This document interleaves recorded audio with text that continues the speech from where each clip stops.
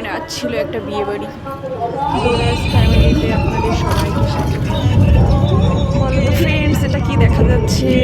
ওইটা দমদম এয়ারপোর্ট ছিল।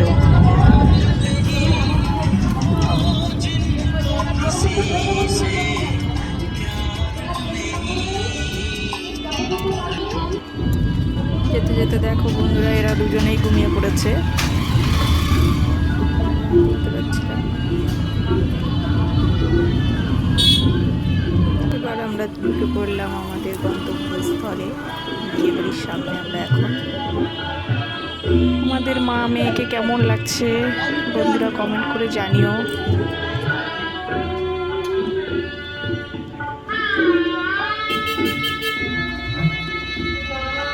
আমাদের সামনেই ছিল আমাদের দাদাভাই, তো একটু কনফিউজ ছিল যে এটাই সেই বিয়ে বাড়িটা কিনা, একটু শুনে কনফার্ম করে নিচ্ছে। ওই দিন তো অনেক বিয়ে বাড়ি ছিল, ওই জন্য আর কি শুনে নিচ্ছে।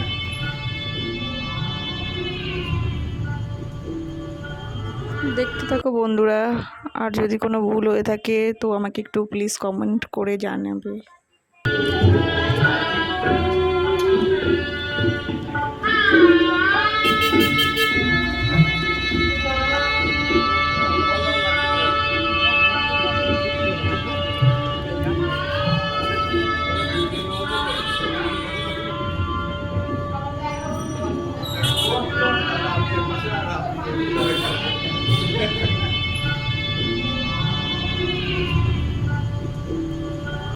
এই গিফটটা নিয়েছিলাম বিয়ে বাড়ি যাওয়ার জন্য। কেমন হয়েছে জানিও। আমি একটু সেলফি তুলে নিলাম। এগুলো তোমাদের দাদাভাই বাড়িতে বসে ফটো তুলেছিল। কেমন লাগছে জানিও। গিফট দেওয়ার ওখানে খুব ভিড় ছিল, তাই আমি একটু ফুচকা খেয়ে নিচ্ছিলাম তাড়াতাড়ি আসতে দুটোকে নিয়ে। কখন পেছনে ফটো তুলেছে আমরা জানি।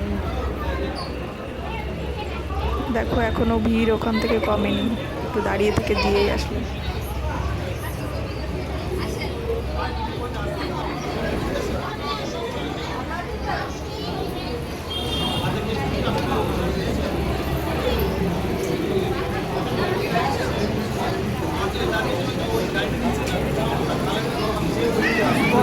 দুজনেই ব্যস্ত, কোথায় সেই ঠিকানা বলতেই ব্যস্ত।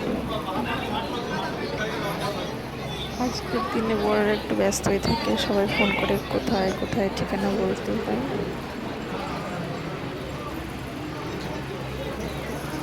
ও যেখানে বসে ওখানেই বসবে। আমরা একটু আবার সাইড হয়ে গেলাম, সবাই আসছে তো এক জায়গায় অল্পক্ষণ দাঁড়ানো যাচ্ছে না।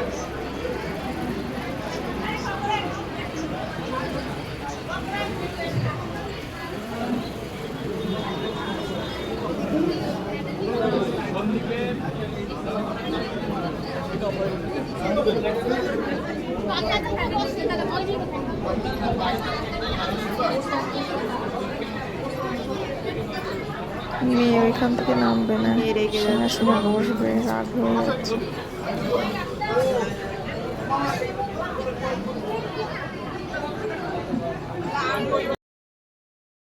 কখন যে জোকারটা পেছনে এসে দাঁড়িয়েছে খেয়ালই করিনি। আমরা একটু সেলফি তুলে নিলাম।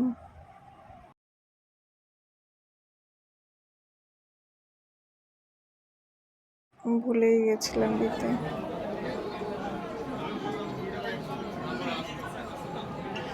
আমাদের খাওয়া দাওয়া কমপ্লিট হয়ে গেছে, এখন আমরা বাড়ি চলে আসবো, তাই একটু দেখা করতে গেছিলাম, দেখা করেই বেরিয়ে আসবো। তাই